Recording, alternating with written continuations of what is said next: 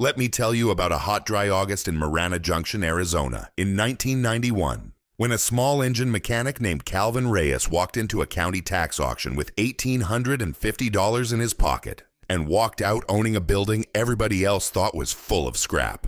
The town laughed at him for a week. By Christmas, men were driving down from Phoenix in clean pickup trucks just to shake his hand. But before any of that happened, there was just a quiet man, a dead machinist, and a piece of knowledge nobody in Pinal County valued at all. Calvin Reyes was 52 years old that summer, and he had spent 20 of those years running his late father's repair shed on the southwest edge of town. He fixed irrigation pumps for cotton farmers. He rebuilt the carburetors on old Massey Ferguson tractors. He kept water well motors running through August heat that pushed past 110 in the shade. His hands were steady, his prices were fair, and he didn't talk much. Folks in the valley liked him for that. They didn't necessarily know him, but they liked him. Now here's what you need to understand about Calvin. Before he ever picked up a wrench in his father's shed, he had spent 8 years in the Navy as a turbine engineer, working on the helicopters that flew off the carriers in the late 60s and on into the early 70s. He had learned in those years how to read precision machine work the way a preacher reads scripture. He could look at a piece of milled metal and tell you in 5 seconds whether it had been cut on a tired lathe by a tired man, or on a true machine by somebody who cared. That knowledge was buried in him by the time he came home to Arizona in 1971. There was no use for it in a cotton town. He fixed pumps instead, and most of his neighbors never knew the difference. His wife Lucinda had passed of cancer in the spring of '89, 2 summers before this story really begins. She had been the easy one in the marriage, the one who knew everybody's name, the one who made the house feel full. After she was gone, Calvin sank deeper into the quiet that had always been there in him. He raised their daughter Esme as best he could. She was 16 that August, sharp as a tack, kept his books in a black ledger she carried under her arm, and tolerated her father's silences the way a person tolerates the weather. Calvin's repair shed sat on a half-acre lot, and it sat right next to a piece of vacant ground that a man named Wendell Boyd Cargyle wanted very badly. Cargyle owned Cargyle Farm and Ranch Supply, the only real equipment dealership for 40 miles in any direction. He was 58, broad-shouldered, prosperous, and he sat on the County Economic Development Board. He had offered to buy Calvin's shed twice over the years. Both times the offer had been low enough to be an insult, and both times Calvin had declined with a politeness that was, by then, the only kind of refusal he knew how to give. Cargyle had not forgotten either refusal. Now I want to tell you about a man named Ottis Henley, because everything that follows turns on him. Ottis had run a one-man machine shop on the corner of Adobe Road and Old Highway 8 for almost 40 years, since right after the Second World War. He was a precision machinist, the kind who used to make replacement parts for aerospace shops in Phoenix, and the gun trade out in Tucson, back when the country still had a use for that kind of careful hand. Ottis had no wife, no children, and no apparent interest in the rest of the human race. He kept his shop locked, kept his head down, and turned out work to a tolerance most men around there couldn't even measure. He died in his sleep in late June. He was 79 years old. He left no will, no heirs, and 4 years of unpaid property taxes. The county took the building. The county put the whole thing up for auction in early August. Building, contents, tools, everything in one lot. The auctioneer was a man named Boone Whitford, a decent fellow from Casa Grande who had been calling country auctions for 20 years and knew tractors and cotton trailers about as well as any man in the state. He walked through Ottis's shop on a Tuesday, the heat coming off the corrugated tin roof in waves, and he saw what looked like a dusty, cluttered junk pile of greasy metal under fluorescent lights that hadn't been turned on in 5 weeks. He didn't recognize what he was looking at. Nobody who walked through that shop in the week before the auction recognized what they were looking at. The starting bid was set at $300. $300 for the whole shop. Calvin Reyes saw the auction notice taped to the door of the feed store on a Thursday afternoon. He read it twice. He took a long breath. Then he walked the half-mile to the corner of Adobe Road and Old Highway 8 in the worst of the afternoon heat. And he stood on the cracked concrete in front of Ottis Henley's shop, looking at the closed steel door. The auction preview was set for the following Monday. Calvin went home that night and didn't tell his daughter why he was so quiet at supper. He was trying, in his slow, careful way, to decide whether what he thought he might find inside that shop was actually in there. He had heard years back from an old Air Force machinist who used to drink coffee at the diner that Ottis had bought his entire shop setup in 1947 from a closing aerospace contractor in Long Beach, and that the man who sold it to him had been almost in tears doing it. That detail had stayed with Calvin. A man does not get teary selling junk, and this is the part that matters.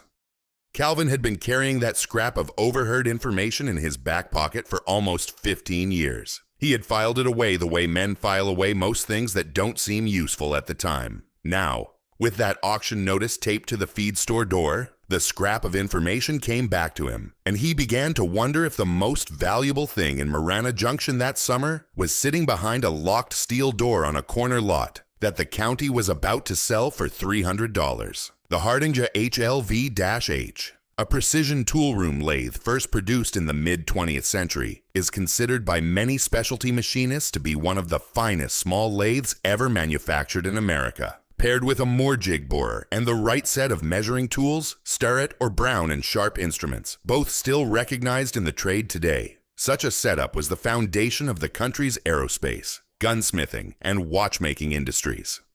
By the late 1980s and early 90s, with the rise of computer-controlled machining, much of this equipment was being scrapped or sold for pennies on the dollar by shops that no longer understood its value. A man who could recognize one in the wild was rare. Part 2. The bid nobody understood. Now here's where the story really starts to move. Monday morning came, and the county opened Ottis Henley's shop for the public preview at 10 o'clock. By 10:15, exactly 4 people had walked through.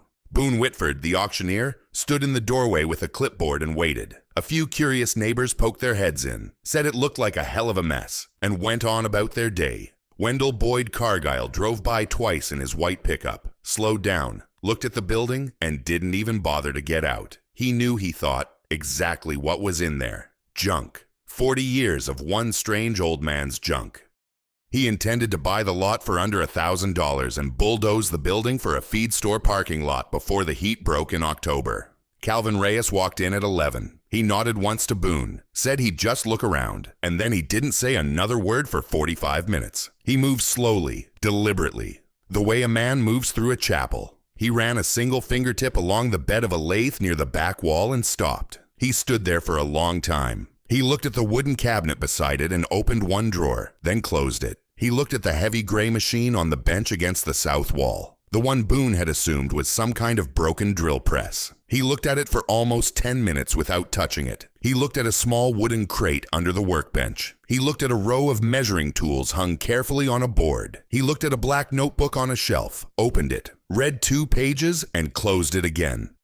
Then he walked out into the sun, said thank you to Boone, and drove home. He sat at his kitchen table that afternoon with Esme and told her, plainly, what he had seen. He told her there was a 1947 Hardinge toolroom lathe inside that shed, in working condition, with its full tooling. He told her there was a more jig borer on the south wall. A machine, he said, that almost nobody in the country knew how to use anymore, but whose value to the right buyer was hard to put a number on. He told her about the 2 cabinets full of Starrett and Brown and Sharpe measuring tools. He told her about the small wooden crate, which he believed held unused pre-war Swiss watchmakers' lathe collets, still wrapped in their original factory paper. He told her, his voice steady, that he believed the whole package, sold properly to the right people, was worth somewhere between $40,000 and $70,000. Esme set her pencil down. She looked at her father a long time.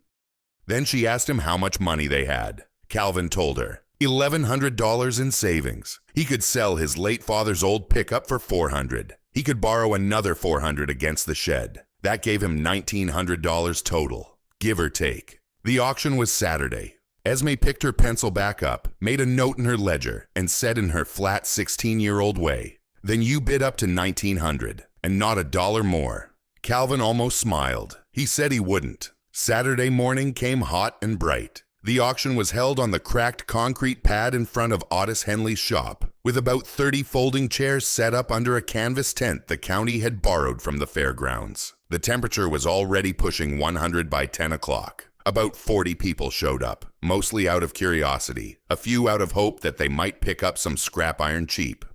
Wendell Boyd Cargyle came in a pressed western shirt with pearl snaps and clean Lucchese boots, and he made a point of sitting in the front row where everyone could see him. Calvin came in his work clothes in the back, with Esme beside him holding the ledger. He held his cap and both hands in his lap. Boone Whitford climbed up to the wooden podium, tapped the microphone twice, and started the bidding at $300.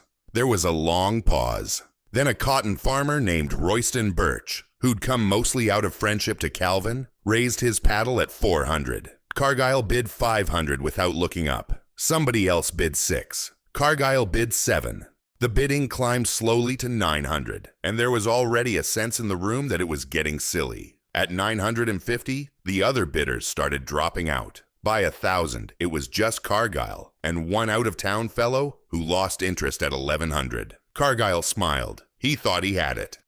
And then Calvin Reyes raised his paddle from the back row and bid $1,200. Boone Whitford paused for a second on the podium, surprised. Cargyle turned around in his folding chair to see who was bidding. When he saw Calvin, his face changed. It went from confused to amused to something a little sharper. He turned back around and bid $1,300. Calvin bid $14. Cargyle bid $15. The room had gone quiet. Folks were leaning forward. Cargyle bid $16. Looked back at Calvin again with a smile that wasn't really a smile, and said, loud enough for the tent to hear, "Calvin, son, you're paying $1,600 for a pile of rusty iron Ottis couldn't sell while he was alive. You sure about this?" Calvin didn't answer. He just raised his paddle again. $1,700. Cargyle, his face a little red now, bid $18. Calvin bid $18.50. Cargyle paused. He looked at his hands. He looked at the tent. He looked for the first time like a man who wasn't sure why he was still in the bidding. The truth was, Cargyle didn't actually want the shop. He wanted the lot, and he wanted to be the one who beat Calvin Reyes at something, publicly, in front of his neighbors. But $18.50 for a pile of junk was already past the point where his pride would let him pretend it was about the lot. He shook his head. He waved the paddle down. He said, "It's yours, Calvin. Hope you enjoy the rust." The room laughed. Boone called the lot sold at $1,850. Calvin walked up, signed the paperwork, counted out the cash from a brown envelope, and shook Boone's hand. Esme stood beside him, her ledger under her arm, her face perfectly still. Half the town watched him haul the first load home on a borrowed flatbed that afternoon. 3 of the smaller measuring tool cabinets and the wooden crate, and most of them shook their heads. By Monday morning, the word in the diner was the same word that had followed Calvin home all weekend. He had lost his mind. $1,850. For a shed full of greasy iron a dead man couldn't give away. A precision toolroom lathe is not measured by its size or its appearance, but by what machinists call its accuracy and repeatability. The ability to cut metal to within a fraction of 1/1000th of an inch, hour after hour, year after year, without losing its calibration. The Hardinge HLV-H, manufactured beginning in 1953 in Elmira, New York, was built to standards that meant a properly maintained example from the mid-20th century could still hold tighter tolerances than many newer machines 40 or 50 years later. To the untrained eye, such a lathe looked like a heavy gray piece of industrial scrap. To a man who knew, it looked like a future. Part 3. The money arrives and the trouble starts. Let me tell you what happened over the next 6 weeks, because this is the part where the town stopped laughing and started watching, and the watching changed everything. Calvin and Esme spent the rest of that August moving the contents of Ottis Henley's shop, piece by piece, into Calvin's own shed on the southwest edge of town. Calvin didn't try to do it all at once. He was careful with every load. The Hardinge lathe alone took a borrowed forklift and most of a Saturday to move. He set it on a concrete pad in the back corner of his shed, leveled it with a precision spirit level over the course of an entire afternoon, and then he didn't touch it again for 3 days. He just looked at it. He was waiting, he told Esme, until he was sure he wouldn't do something stupid. On the second Sunday after the auction, an old man drove out from a trailer park north of town in a beat-up Datsun pickup. His name was Halvor Knutsen. He was 73 years old, Norwegian-born, and he had spent 45 years as a tool and die maker in the aerospace industry up in Phoenix before retiring on a thin pension and moving down to Marana Junction to be closer to his sister. Halvor had heard from somebody at the diner that a fellow on the south edge of town had bought the Henley shop and was claiming there was real machinery in it. Halvor had laughed when he heard. He had known Ottis from years back. He drove out to see for himself. Calvin met him at the shed door. He didn't know Halvor from Adam, but Halvor walked into the shed, stopped in front of the Hardinge, and went still. He didn't speak for almost a full minute. Then he reached out, ran a single fingertip down the bed of the lathe just the way Calvin had done at the preview, and he said, in a voice gone a little hoarse, "Du har funnet en skatt. You have found a treasure." Whoever priced this didn't know what he was looking at. Calvin felt the back of his neck warm. Until that moment, he had been mostly sure. Now, with another trained pair of eyes confirming it, he was certain. Halvor stayed 3 hours that Sunday. He walked Calvin through the jig borer, which Calvin had been afraid to even plug in. He showed him how to read the precision indicators. He opened the wooden crate of Swiss collets and held one up to the light, his hand trembling just slightly, and he said quietly that he had not seen those particular collets, unused, in their original paper in 25 years. He told Calvin what the right buyer would pay for the lot. The number was higher than the one Calvin had been quietly carrying in his head. Halvor left that evening with a promise to come back the following Sunday, and the Sunday after that, and to help Calvin learn what he had. By the second week of September, word had started to leak out. A gunsmith from Tucson named Del Pruitt drove out on a Tuesday afternoon, walked through the shed for 40 minutes, and offered $600 cash for 2 of the Brown and Sharpe height gauges. Calvin took it. The cash sitting on the kitchen table that night was more than Calvin made in 2 months fixing irrigation pumps. Esme made a careful entry in her ledger. The Tuesday after that, a retired aerospace toolmaker named Marvin Stoll drove down from Mesa in a clean white Ford pickup. He had heard about the Hardinge from somebody who had heard about it from somebody else. He walked into Calvin's shed, looked at the lathe for 10 minutes, and offered $9,000 for it on the spot. Calvin thanked him and said no. Marvin looked surprised. Calvin said he wasn't trying to sell the lathe. He was trying to set up a shop. Marvin nodded slowly, said he understood, and asked if Calvin would consider selling a smaller spindle nose collet chuck that was sitting on the side bench. Calvin sold it to him for $400. Marvin drove off, and that night Calvin and Esme sat at the kitchen table and looked at the cash from 2 strangers from 2 different counties stacked on the wood. And Esme said quietly, "Daddy, you weren't kidding." By the end of September, 4 more buyers had come and gone. None had bought the Hardinge or the jig borer. But the smaller pieces, the measuring tools, the collets, a small surface grinder Halvor had identified as a Boyer Schultz in good condition, were finding their way out to buyers who paid in cash and shook Calvin's hand and asked, before they left, whether he might have more. Calvin had brought in just under $7,000 in 6 weeks. He had also started to repair the Hardinge himself slowly, with Halvor's guidance, learning the machine the way a man learns a horse. But this is the part where things turned. Wendell Boyd Cargyle had been watching. He drove past Calvin's shed every other afternoon on his way back from the dealership. He saw the strange pickups. He saw the out-of-town plates. He saw a clean white Ford from Maricopa County parked on the gravel one Tuesday, and a dusty Datsun from Phoenix the next Sunday. He saw cash leaving those trucks and going into Calvin Reyes' pocket. And Wendell Boyd Cargyle, who had stood in that auction tent and told Calvin in front of 40 neighbors that he was paying $1,850 for a pile of rust, did not enjoy any of what he was seeing. Cargyle did what a certain kind of man does when he can't beat someone honestly. He went to the county. He had a long lunch one Thursday at the diner in Casa Grande with a fellow named Drew Vance from the Pinal County zoning office. A man who owed Cargyle a favor from a Cargyle farm and ranch supply hardware account that had been quietly held open through some lean months. Cargyle mentioned, in the casual way these things are mentioned, that Calvin Reyes was running a commercial machinery resale operation out of a shed zoned for personal agricultural repair work. He suggested also casually that Calvin had not paid the proper county business taxes on any of the recent transactions. He wondered, just thinking aloud, whether the zoning office might want to look into it. 3 weeks later, Calvin Reyes received a certified letter from the Pinal County Zoning and Land Use Division. The letter stated that Mr. Reyes was operating an unpermitted commercial enterprise on a parcel zoned for residential agricultural use, and that he was required to cease all commercial operations within 30 days, after which his existing repair permit, the permit his father had held since 1956, the permit that allowed him to fix irrigation pumps for cotton farmers, would be reviewed for revocation.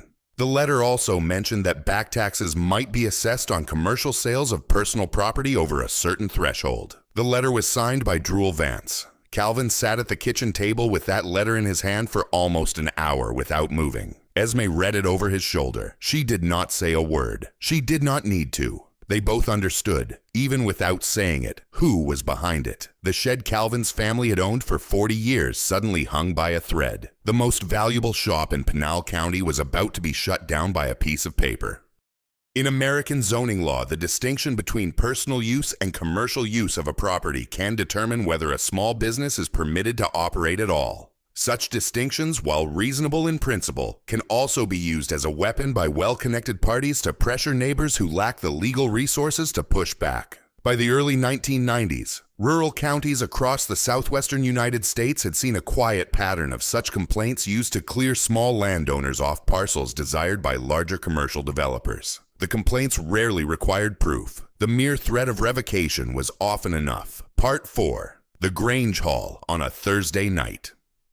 Now here's the part of the story that matters most, because it isn't really about the tools. It's about the man Calvin Reyes had to become before he could keep them. Calvin sat alone in his shed the night after the letter arrived. Esme had gone to bed. Halvor had gone home hours before. The Hardinge lathe sat in the back corner under a clean cotton sheet. Calvin sat on an old metal stool with the zoning letter in his hand, and he looked at the machine he had only just begun to understand, and he felt something inside him give way. He had spent his entire life not asking anybody for anything. 8 years in the Navy had taught him to handle his own problems. 20 years of widowed silence had hardened that habit into something close to a vow. After Lucinda had died, he had refused even the casseroles the church ladies brought to his door. He had raised Esme alone. He had fixed pumps alone. He had buried his wife alone. And now, sitting in the heat with a letter from a man who had never set foot in his shed, he understood that going on alone was going to cost him everything he had. He looked at the Hardinge a long time. He thought about what Halvor had told him. The lathe by itself was just metal. It needed its collets to grip a workpiece. It needed its tailstock, its tooling, its measuring instruments. Precision machinery only works because every part is cut to fit with every other part. A lathe alone, however beautifully made, cannot make anything. Calvin had been trying, his whole adult life, to be a lathe with no tooling. And the shop he had bought was sitting there in the dark trying to teach him the one thing he had never been willing to learn. That a man married into a community is the only kind of man who can actually build something. And that's when everything changed. He stood up. He folded the letter once. He walked into the house and sat on the edge of Esme's bed and woke her gently and told her, in the soft voice he used only with her, that on Thursday night they were going to the Grange meeting, and he was going to stand up in front of the whole town and ask for help. Esme looked at her father in the lamplight, and she did not say anything for a long moment. Then she said, "Good." And she rolled over and went back to sleep.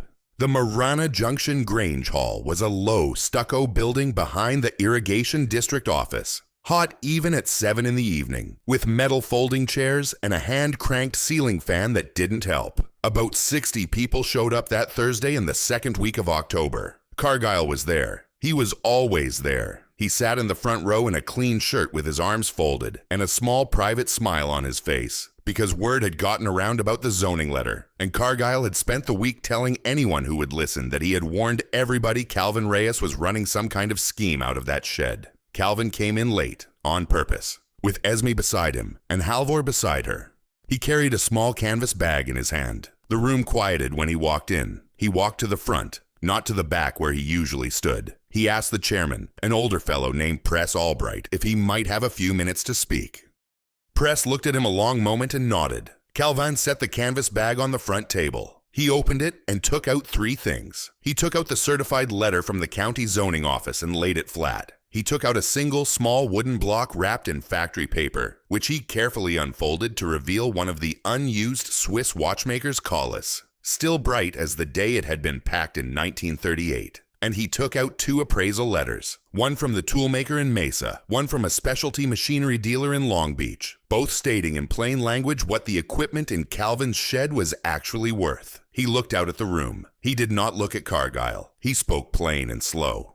Most of you watched me bid $1,850 at the county auction in August for what looked like a shed full of scrap. A good many of you told me to my face I'd lost my mind. I don't blame you.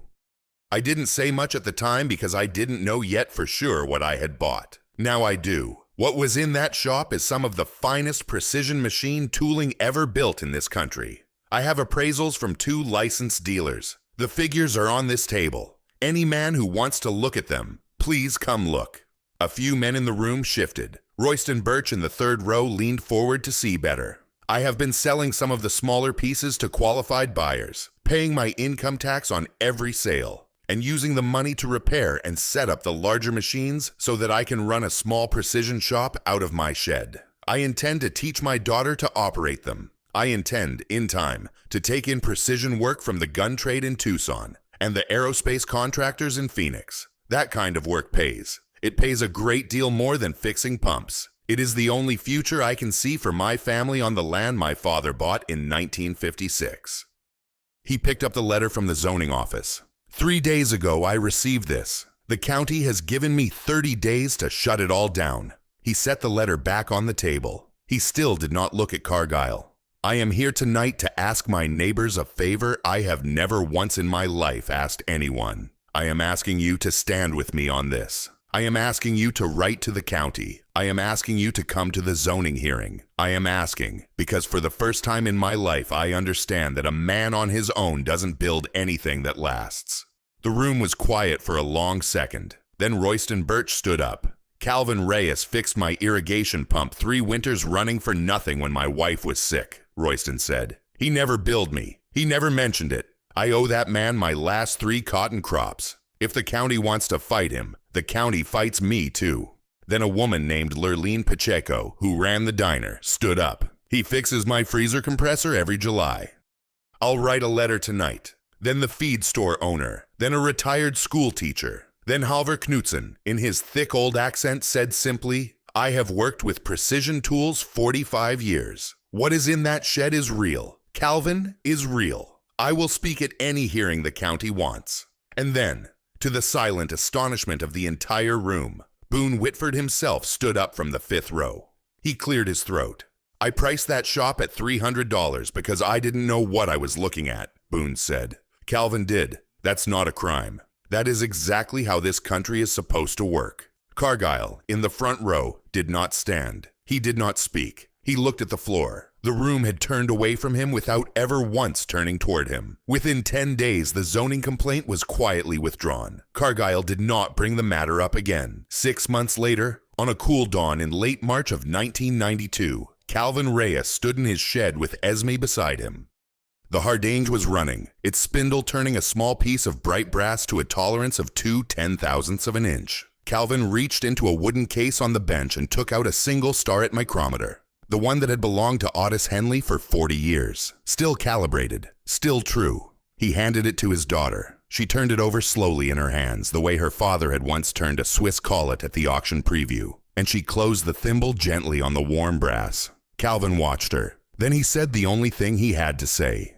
Anything worth keeping. Somebody taught somebody else how to read it.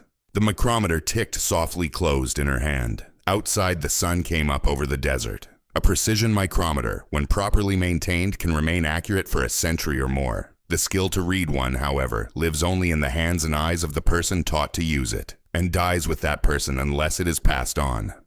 Across the American Southwest in the late 20th century, as small machine shops closed and their owners passed away, a great deal of irreplaceable knowledge was lost. Not because the tools themselves wore out, but because no one had stayed close enough, long enough, to learn how they worked. The few shops that survived did so because someone, somewhere, was patient enough to teach.